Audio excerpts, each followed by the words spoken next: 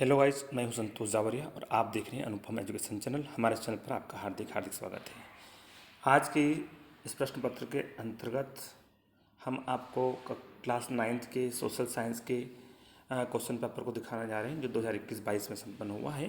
तो यहाँ पर इस प्रश्न पेपर के जो प्रश्न हैं वो क्या है, उनके आंसर्स क्या है वो बताने जा रहे हैं। चलिए, तो यहाँ पर सबसे पहला प्रश्न हमारे सामने ये है, संसार में क्षेत्रफल की दृष्टि से भारत का स्थान कौन सा है? तो 7वां स्थान है। और दक्षिण भारत की सबसे ऊंची चोटी कौन सी है? तो डोडा बेट्टा जो है ये दक्षिण भारत की सबसे ऊंची चोटी है। और जनगणना के लिए आवश्यक क्या है? तो देखिए, निश्चित अंतराल, आधिकारिक गणना, उपयुक्त दोनों। तो इसमें राइट आंसर कौन सा है? उपयुक्त दोनों, अर्थात ए और बी दोनों इसके अंतर इंक्लूड है। उसके बाद में अगला क्वेश्चन आता है, कार्ल मार्क्स द्वारा लिखी गई पुस्तक कौन सी है? तो यहाँ पर हमको बताते हैं कार्ल मार्क्स ने लिखी थी द सामाजिक कैपिटल। ये सामाजिक समझौता गलत है, ये रूसो द्वारा लिखी गई पुस्तक है।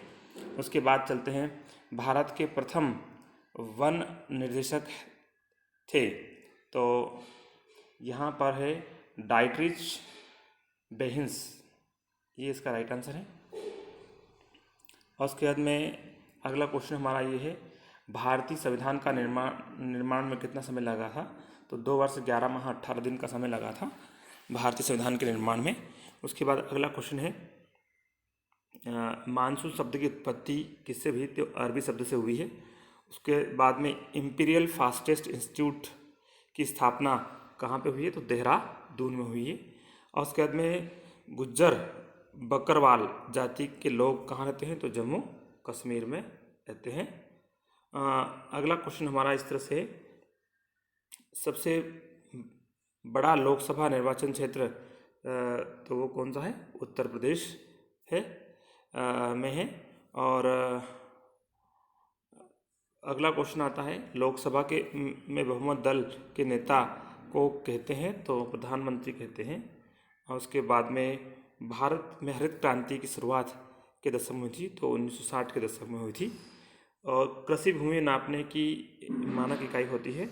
तो हेक्टेयर होती है। मीटर और किलोमीटर ये तो लंबाई की मापने की इकाई होती है, इसलिए राइट आंसर कौन सा है? हेक्टेयर है। हमारा अगला क्वेश्चन है, नागफनी। तो नागफनी क्या है? कटीला वन है जो जनरल रेगिस्तान पाए जाते हैं। और अन्नपूर्णा योजना जो है सन 2000 में प्रारंभ हुई थी। उसके बाद में शिक्षित बेरोजगारी जो है वो शिक्षित बेरोजगारी कहाँ पाई जाती है? तो ये नगरीय क्षेत्र में पाई जाती है।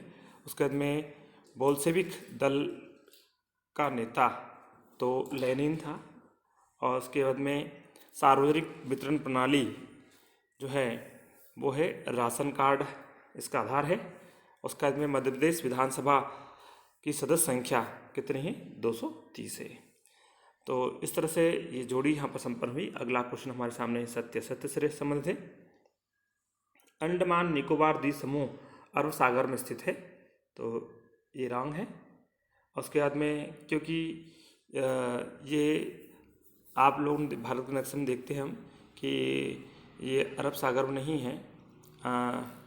ये आप लोग नक्शे को पूरी तरह देखते हैं तो आप यहाँ पाएंगे, इस तरह से ये हमारा नक्शा है भारत का। तो अंडमान निकोबार द्वीप समूह यहाँ होते हैं। तो इस तरह से अगला क्वेश्चन हमारा है, वर्ष 2011 की जनगणना के अनुसार देश में सर्वाधिक जनसंख्या वाला राज्य उत्तर प्रदेश है? तो बिल्कुल सत्य है। उसके बाद में रायका हिमाचल प्रदेश का चरवाहा समुदाय है? तो असत्य है। गणतंत्र का अर्थ होता है फैसले लेने का अधिकार जनता के पास हो? ये भी असत्य है।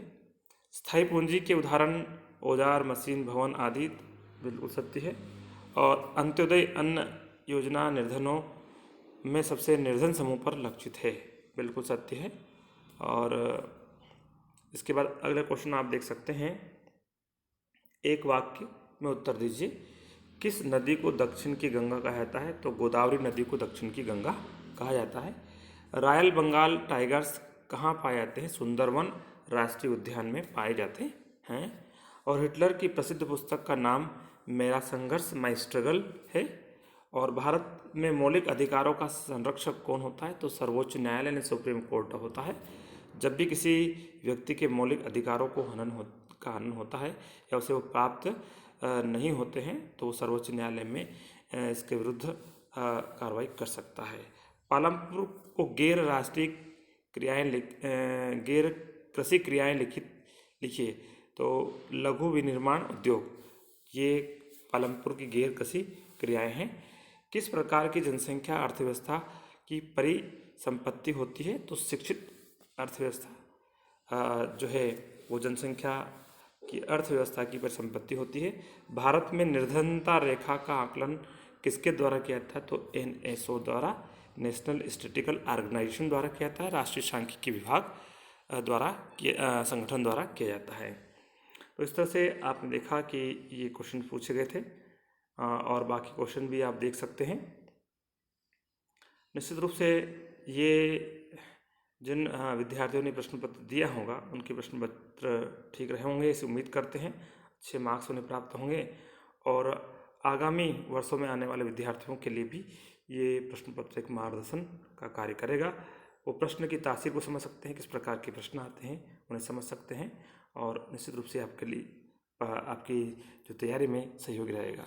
हमारे इस वीडियो को देखने के लिए आपका बहुत बहुत धन्यवाद साथियों। जय हिंद, जय भारत।